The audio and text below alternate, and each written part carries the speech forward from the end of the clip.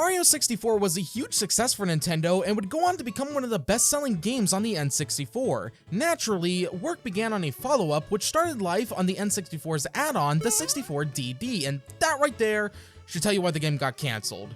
Development began again on the then upcoming Nintendo GameCube, which meant that the game could take advantage of much more powerful hardware. So here's a neat fact, this would be the first Mario game to be spearheaded by Yoshiaki Koizumi, who now heads the 3D Mario games as director, with Shigeru Miyamoto serving as a general producer this time around. Super Mario Sunshine was first shown off at Space World 2001, and in spite of some similarities, this version of the game feels radically different, with completely different levels than the final game, and was even running at 60 FPS as opposed to the final build, which runs at 30. In July of 2002, Super Mario Sunshine would be released and would not, in fact, launch with the GameCube as it came out a year prior, making this the first time since the Famicom that a Mario game did not launch alongside a new Nintendo console. I mean, there was Luigi's Mansion, but to some that doesn't really count. What kind of sucks is that the game was rushed to meet deadlines anyway, just as a lot of Nintendo's games around the time were, like Wind Waker and Smash Bros. Melee, and it does kind of show in the game here and there. Sunshine would be reviewed positively by both fans and critics, with the gameplay improvements made over Mario 64 being cited as one of the best things about it. However, this is also often regarded as the most difficult 3D Mario game for a multitude of reasons. Now, I've had my copy of this game since I was around 5 years old, and I never really knew why, but even back then, I think I still preferred Mario 64 over this one. I suppose now is as good of a time as any to figure out why, and hell, while we're at it, let's tackle the next two 3D Mario games. After all, the Galaxy movie comes out soon. So let's not waste any more time and discuss why I personally feel that Super Mario Sunshine is a game that hates you. Okay, so first things first, I'm playing this through the 3D All-Stars port of the game. On top of some higher resolution textures here and there, we also have the game in proper widescreen at 1080p. Although truth be told, with some mods, you can achieve the same, if not better results, through the Dolphin emulator, where you can even mod the game to run at 60 frames per second. Our story begins aboard this plane as Mario, Peach, and newcomer to the series Toadsworth take a well-earned vacation to the tropical paradise of Isle Delfino. However, while watching the promotional ad for the island, Peach notices this strange figure in the background who resembles Mario, but both the Italian plumber and Toadsworth are too busy thinking about all of the amenities on the island to even care. As the plane is coming in for its landing, it has to make a sudden stop on the airstrip as a large portion of it has been covered up in this icky paint-like goop. While Mario and Toadsworth are discussing on what to do, Peach spots this odd Shadow Mario staring at her and does attempt to tell the two, but they ain't listening to any woman, and soon Mario runs off to find some kind of help. After running around for a bit, Mario finds this water jetpack named Flood, short for Flash Liquidizer Ultra Dousing Device. And after a quick inspection of Mario's cock and balls, Mario equips himself with Flood and is now able to wash away the ick with this shiny trinket known as a Shine Sprite revealing itself, which Mario does not hesitate to collect. Then, immediately after, the police arrive and arrest Mario with the claim that he is the one who was responsible for all of the graffiti that is now plaguing Isle Delfino. Mario isn't even given a proper defense, as the citizens of Isle Delfino seemingly do not believe in traditional legal systems, like habeas corpus or the right to an attorney, with Mario being found guilty and is forbidden from leaving the island until he cleans up all of the graffiti. We do have the opportunity to really play around with this version of Mario now. However, we are also tasked with cleaning up the goop here on Delfino Plaza, and after doing so, this Pianta statue rises out from the ground with Shadow Mario jumping down from on top of it.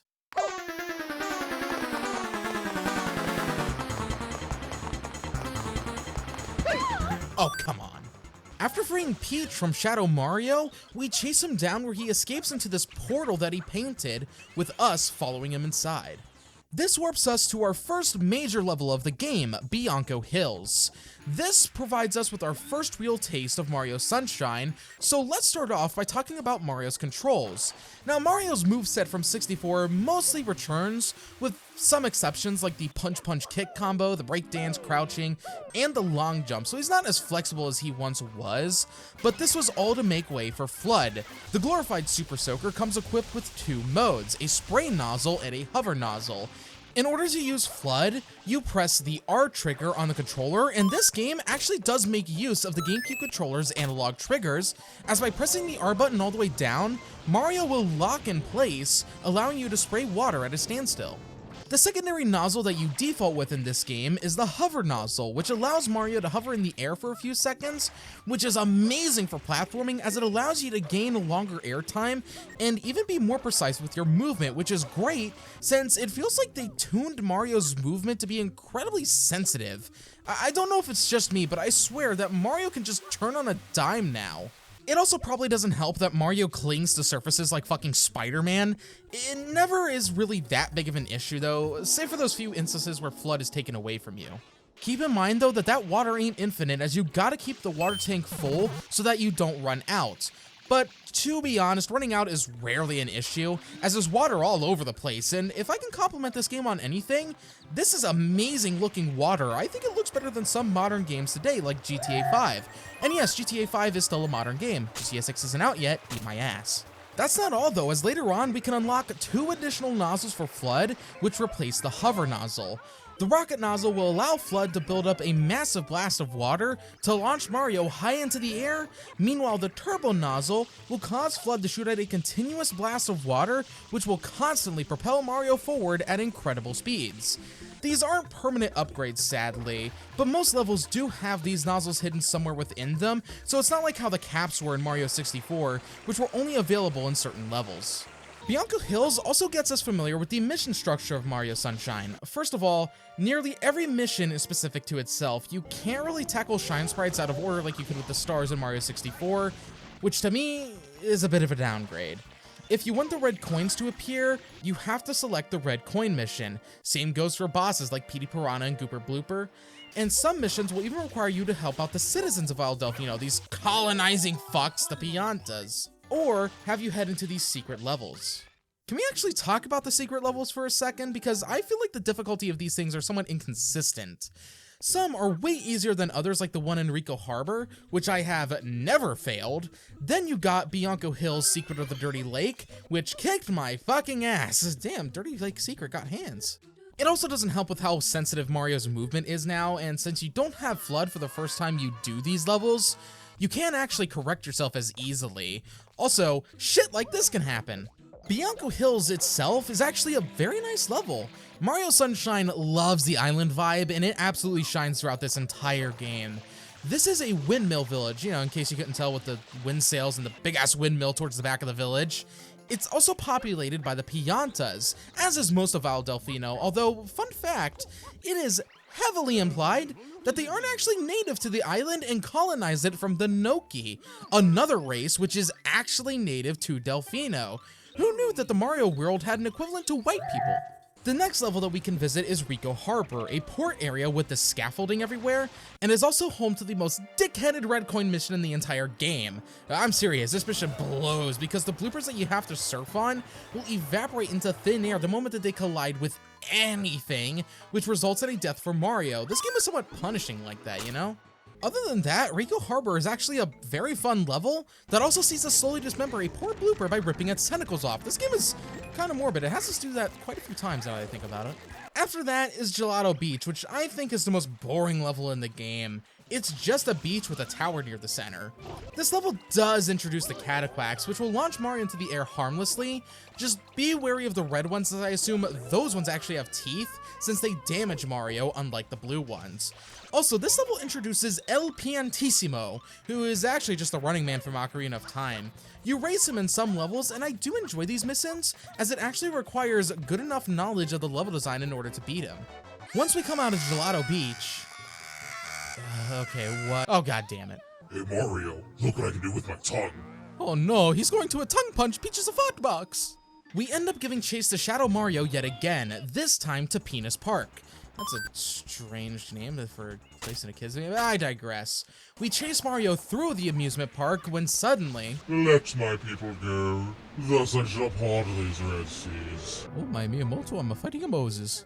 Shadow Mario summons this giant Mecha Bowser which he pilots, with us hopping into this roller coaster car and launching rockets at him in order to stop his rampage, all the while spraying his fire away and dealing with the many bullet bills that he'll send our way. After the Mecha Bowser is destroyed, he opens the cockpit and reveals his true identity, Bowser Jr., the son of the King of Koopas, who believes that Peach is his mother. I won't let you take Mama Peach away! Mama Peach? I'm your mama? Why did she pause like she had to think about that?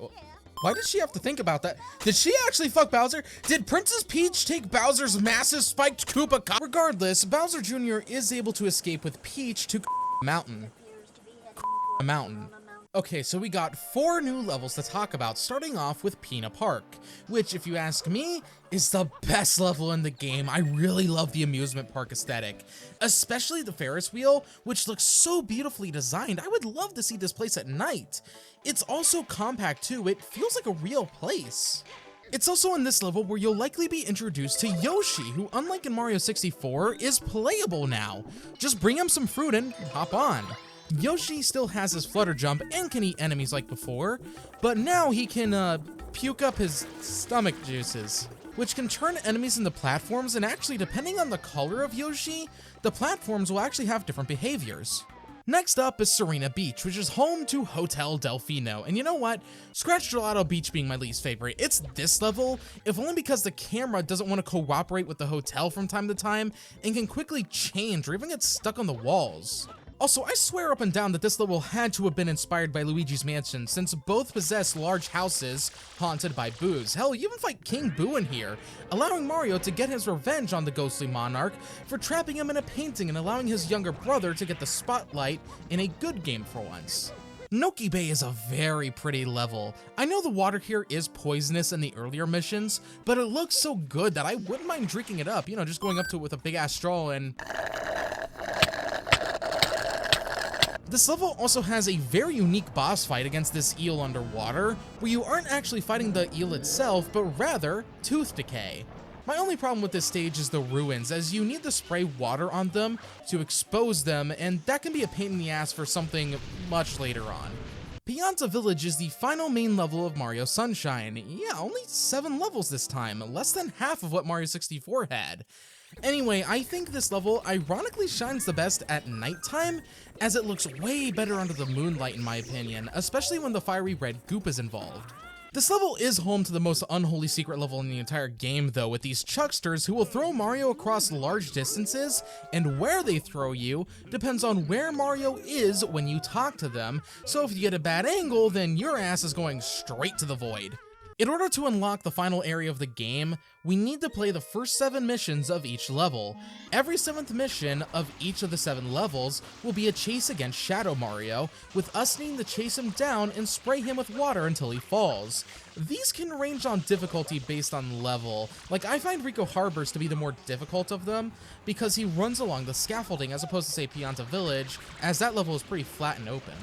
This also does mean that, unlike Mario 64, you're actually pretty limited in how you get to the final boss. Mario 64 didn't care what stars you had, how you got them, or when you got them. Just have 70 by the time you reach that final star door and you're good to go. Mario Sunshine requires that you have the first 7 shine sprites from all 7 main courses with no wiggle room. This also means that you won't be getting as many shine sprites, as by doing the bare minimum, you're only required to get 50 shines.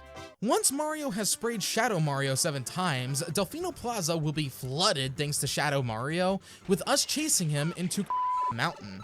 This is the final area of the game, although don't worry, this doesn't have any shines for us to collect. You just want to avoid all of the hazards along the way, like the lava, fire, and spikes that will ignore Mario's iframes. You also gotta deal with this jank-ass boat while avoiding anything that makes it sink faster than the goddamn Titanic. Once you reach the final area, you just need to use the rocket nozzle to ascend to the top of the volcano. We find Bowser Jr. in this green bath liquid, along with Peach, who seems very much against hopping in the Gatorade. Mario then soon arrives to put a stop to things, where we finally see Bowser himself, who is huge now.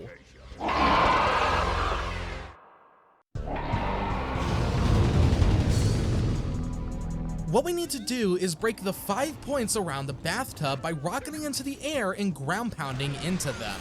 Meanwhile, Bowser Jr. will launch bullet bills at us, and Bowser will breathe his fire breath and rock the tub in order to stop us. Also, FLUDD throughout this fight seems to be malfunctioning as his speech starts to stutter. After breaking all 5 points of the bathtub, the tub flips over, sending Mario, Bowser Jr., Bowser, and Peach plummeting to the surface. Mario head plants into the sand, but don't worry, he's fine. The same, however, cannot be said for FLUDD, who sadly dies in front of Mario and Peach. At the very least, the power of the Shines has returned to the Shine Gate, causing the citizens of Isle Delfino to rejoice. It's not all happy for the Koopas, however, as Bowser admits to his son that he lied about Peach being his mother, but this doesn't faze Jr., as he admits that he kinda knew the whole time. And also, I wanna fight that Mario again. and just like that, the Koopalings have been replaced. With that, the credits roll and Mario and Co can finally enjoy their vacation. Except, not really. You see, just like Mario 64, Sunshine has a grand total of 120 Shine Sprites to collect, and we only got 50, less than half of the total amount. So what's the deal with that? Something I've neglected to mention until now is that every level in Sunshine has more than 7 missions. You have 8 main missions, followed by 2 secret missions, and lastly a 100 coin mission, making for a total of 11 Shine Sprites per level. Now the 8th mission in each level can vary. Sometimes it's just another red coin mission like in Bianco Hills, or it can be something more unique like getting Yoshi to this platform that's way out in the air, rolling this large-ass watermelon to this juicer while avoiding anything that makes it pop like a fucking water balloon, or riding this disorienting as shit roller coaster while trying to pop these Bowser Jr. balloons before 3 laps or else Mario just fucking dies. The 8th missions of these levels, I seriously dread doing them from time to time because either Miyamoto will be smiling upon you and you'll do them with next to no problem whatsoever, or you'll constantly eat shit and have to redo the mission. And some of these, like the balloon one in Peanut Park, will kill you if you fail them, which means getting booted out of the level, re-entering it, and traveling back to the objective point, which wastes so much time. The secret missions can also vary, but one of them will always be in the secret levels, or both if that area had 2 secret levels like Peanut Park or Serena Beach. If the secret shine is in the secret levels, it'll always be a red coin challenge with a time limit, which really had me hitting the red coins at the end of this game. Do you realize something? Let me tell you, that this game has so many red coin missions, way too many in my opinion. I'm glad that these things are gone after this game because I never want to see another red coin again. This game loves them so much that I wouldn't be surprised if someone on the staff had a fetish for the fucking things. Oh god, and don't even get me started on the 100 coin shine. So back in Mario 64, levels were pretty generous with their coins, with only 2 real standouts. That being Dire Dire Docks and Jolly Roger Bay, which each had 106 coins and 104 respectively, which made getting the 100 coin star in those levels a bit of a pain in the ass. While in Sunshine, they looked at those 2 levels and said, not painful enough, and made it so that every level was as strict with the coin counts. That's not even mentioning that the coin counts can change from mission to mission, with some missions not even having 100 coins to collect. So for the love of God, just go to GameFAQs or something like it and look up what missions are the best for 100 coins so you don't screw yourself by collecting a bunch of coins and end up scouring the entire level for God knows how long looking for the last few coins that don't exist because you picked the wrong mission. Alright, now with all of that out of the way, we still don't have enough shines. By fully completing the 7 levels and getting all 11 Shine Sprites in them, plus the one we got from the Delfino airstrip, and the Grand Shine for beating the game, that leaves us with a total of 79 Shine Sprites, meaning that there are 41 still remaining. Now, let me tell you something, that if you thought that what I had all just talked about didn't sound bad enough, well, strap in, because Mario Sunshine is about to take a wooden paddle to our asses and start wailing. Delfino Plaza is also home to a bunch of Shine Sprites, some of which are as simple as just spraying the Shine Gate to get the goop off of it, and some require going through these annoying as all hell obstacle courses that I swear were made by a person who had no clue what the definition of too far was. There are two major offenders here. This pachinko level, which I swear is just plain fucking luck if you succeed or not, because the level train here barely wants to cooperate with Mario half the time. It's rare that I actually win at this level, because the game can just say fuck you and shit you out the bottom of the machine, costing you a life and having to start over. And don't even get me started on that poison river. You have to ride this deteriorating lily pad down this river that if Mario so much as sets a toe into, he instantly dies. All the while you have to use FLUDD to maneuver the lily pad so that you can collect the 8 red coins along the way. However, if you miss a single red coin, you gotta slowly walk all the way back to the beginning of the course for another shot, because that pipe takes you back to the hub world instead of the beginning of the river. And you don't want that to happen, because just getting here is a pain, as you need Yoshi to get to this island, and since he dies in water, you have to ride these slow-ass boats while making sure that he doesn't starve to death, because that can also happen. That then leads us to the final motherfucker of this game, the blue coins. These return from Mario 64, but instead of acting as 5 regular coins, these are their own separate currency now. For what, you ask? Why shine sprites, you dumb motherfucker? You trade in 10 of these things at this boathouse with these two assholes who I refer to as Walter White and Jesse Pinkman, because just like Walt and Jesse, the citizens of Al Delfino are too fucking moronic to arrest these two. You're told that the shine sprites are essential for sustaining the Piantas way of life here on Al Delfino within the opening minutes of the game, yet here these two are in broad daylight selling them like that sweet, sweet blue sky meth. There are 240 blue coins in the game, and good fucking luck finding some of these without a guide. Like seriously, how the fuck was I supposed to know that this specific place in Bianco Hills needed water sprayed on it to give you a blue coin? At least some of the Piantas will give you blue coins for helping them, but some of these cunts can give you shine sprites when you help them out. You fucking bastards, you don't actually think that Mario's responsible for all of this. You just want someone to do your chores for you. Can I be honest for a second? I'm not racist. I want to preface that by saying I'm not racist. However, I wouldn't mind aiding in a genocide against the Pianta race. These are some of the most assaholic beings in the entire Mario universe. Oh, come on, CeeCee. They're not all that bad. Here, why don't you help this gentleman out by destroying these boxes for him? An act of kindness is sure to...